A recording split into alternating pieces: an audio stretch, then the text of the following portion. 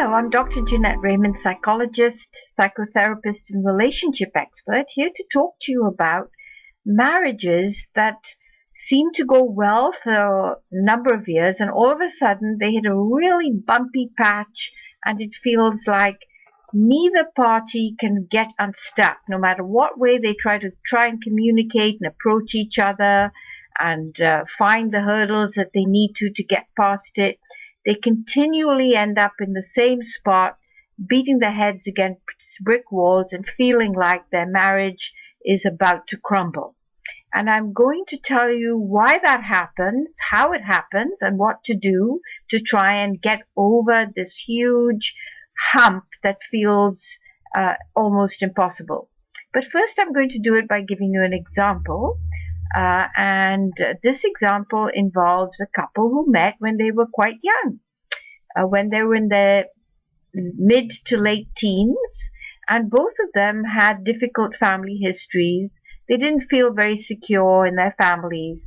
They were almost like parents to their own parents who were having their own family marriage difficulties, and things were up and down, insecure, unstable. And so this man and this woman, or this girl and this boy, met, and they got together on the basis of they were each other's rocks.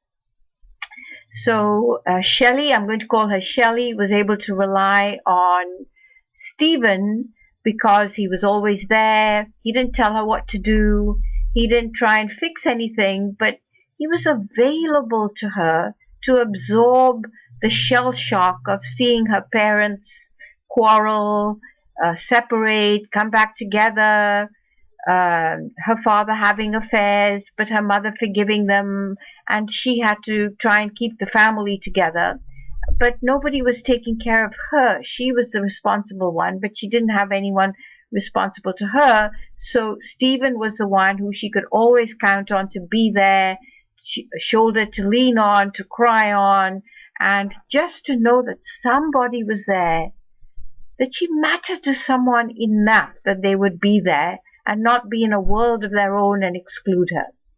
From Steven's point of view, he was in a family where his parents were pretty much absent all the time. His father was out having a good time, drinking, working away for long periods of his time, and not really around much.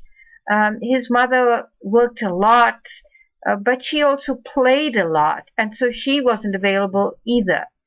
Sometimes she'd get really upset that her husband was away, and she'd lean on Steven to take care of her, to be her substitute partner, and he couldn't handle it very well because there was nobody for him. But when he met Shelly, she was so responsible, so together, so full of life and wanting to get things done, that she became his rock and his pillar. And on the basis of that, when they were old enough, in their very early 20s, they decided that they were meant for each other, that they didn't have to look anymore. They fitted together so neatly, so nicely. They adored each other. They respected each other. They didn't have to try and prove anything to one another. It was kind of implicit. And so they got married, and they enjoyed their relationship. They had fun together. They really were able to rely on each other and count on each other for that stability, security, and everything else that they needed to get going. And they had a few children together. And, early on everything went well. And then when 10, 15 years later, all of a sudden they hit this huge bump in the road. It was as if Shelly felt the world was on her shoulders. She was working really hard. She had her own business. She had to take care of the business as well as her 3 children who were young and needing her. And she didn't have anyone other than her husband, Steven, but she did have some, distant family members that she relied on now and again. Steven didn't really have a career as such. He was happy to spend a lot of time with the kids. He worked when he could. kind of like his dad, off and on, leaving for work, coming back, being a family guy, then leaving again, and so on. And he felt like he didn't have his wife Shelly's complete 100% commitment and loyalty and attention. It went on her business, on her work, on other members of the family, on other stuff. So he felt very left out, and every time he tried to find his way back in to where it used to be, he would find there wasn't much room, or she wanted to keep everything as it was. And from Shelley's point of view, she wanted him to be the pillar that he used to be, that she could rely on, that she didn't have to take on this world on her shoulders, everything in her life, and not have any place to be her own person. And so they came to this hump. They tried to communicate this way and that way and the other way, and nothing ever worked. Shelley was scared to say anything in case Steven blew up and abandoned her. Steven was scared to say things to Shelley in case she became withdrawn and left him and went somewhere else, and then he'd have nothing and no one, because she's the mother of the kids and she had her own business, he didn't. So they were both very careful of saying things openly in case the rock that they had built together just crumbled. And you know what? When they came to see me as a couple, it really had crumbled. And it had crumbled a long, long time ago, only they didn't know it.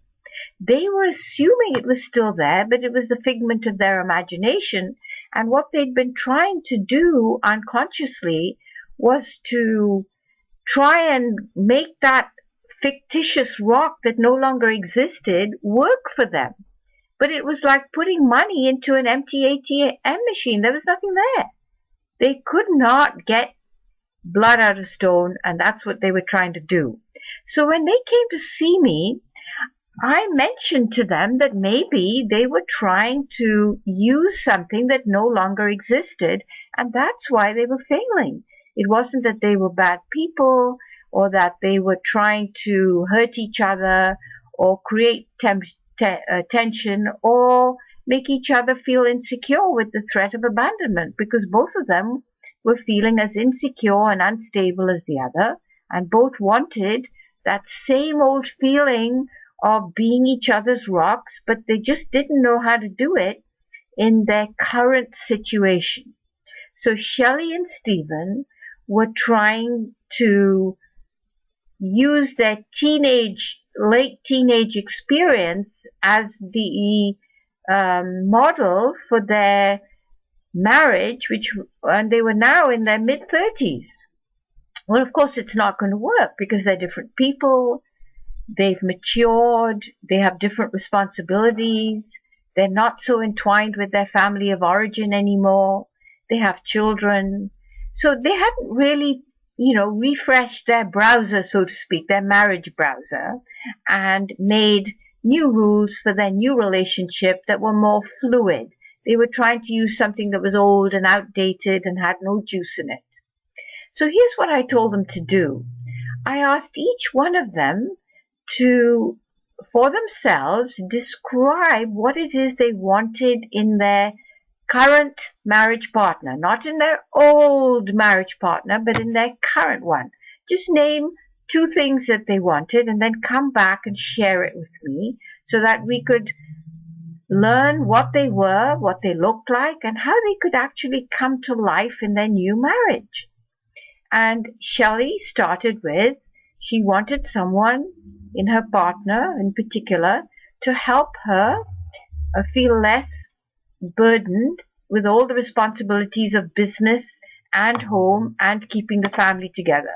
Because remember, that's what she'd been trying to do in her early years, is keep the family together. So one of the ways in which I helped her to allow Steven to be more responsible was to think about the vibes she sent out regarding herself. That she was the responsible one, that she would take on all the duties and responsibilities of marriage, household, childcare, finance, and everything.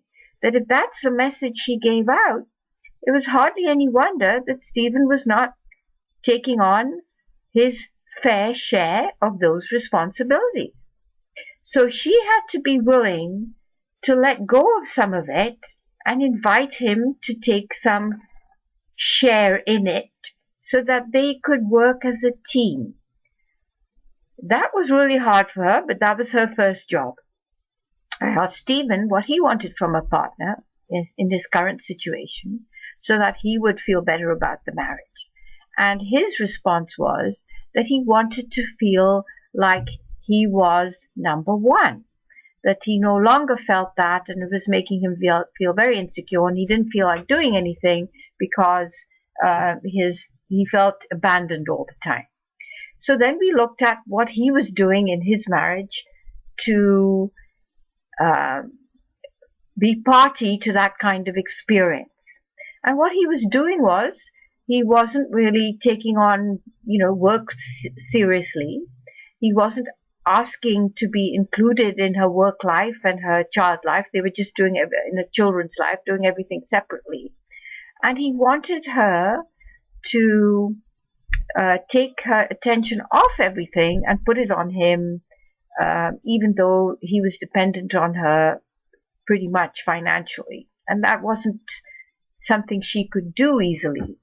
So how could he play it differently? Well, he could be inviting himself to do some of the paperwork in her business, to take care of some of the filing or the billing. He was very smart. He was doing it in his own stuff. Why couldn't he help her with that? So that's one place where she could feel like he was with her and that she was inviting him into her world of responsibility so she didn't have to feel alone, nor did he have to feel excluded or number two or abandoned, because there they were together taking care of it. He was doing one part of the business, she was doing the other. They had that commitment and togetherness again. So he didn't have to feel like he was in competition with any other parts of her life. And so we went on, number 2, number 3, number 4, and so on. And that's something that you can do. In order to refresh your marriage browser, you really need to look at new ways in which you can rely on each other. What are the things you want now? You've got to build that new rock, that new foundation.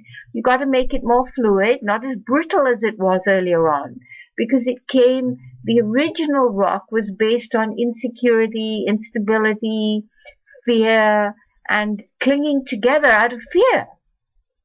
Now, in your marriage right now, do you want to still do that? Do you want to still cling together because of fear? In which case, it's not going to work, because your current marriage has to be based on something that's more comfortable, that's more worthy of your maturity, your experience, and all the things you've built in your life since then. So it's kind of finding a more fluid, a more gentle and strong weave of the fabric. Talk to each other about how you can be a team now, not make demands on each other the way you did when you were younger, just to be the rock.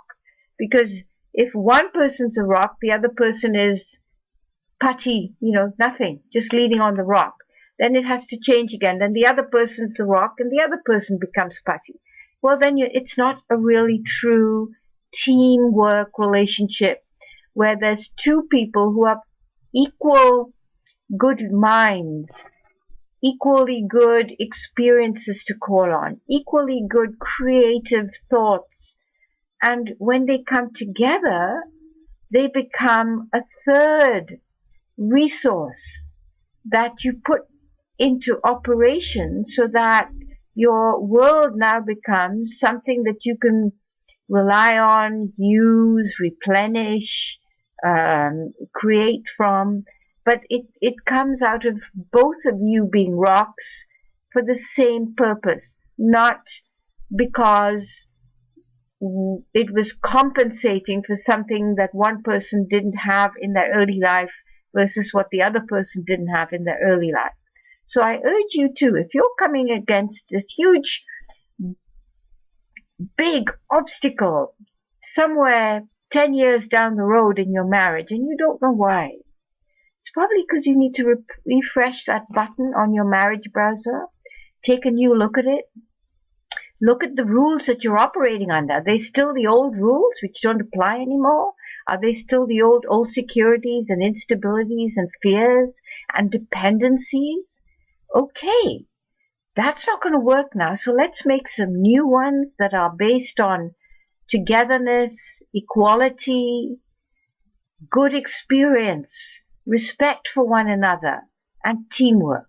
And I guarantee you that hurdle will melt away, and the foundation that you build will be much stronger than it ever was, because it won't be built on fear. It will be fulfilled on commitment and loyalty, because you want to, because you care, because you believe in one another, not because you're dependent, because your own family lives were so awful. I wish you hope and joy and success, and I'd love to know your experiences. So please write your comments underneath, and I'll do my best to answer your questions.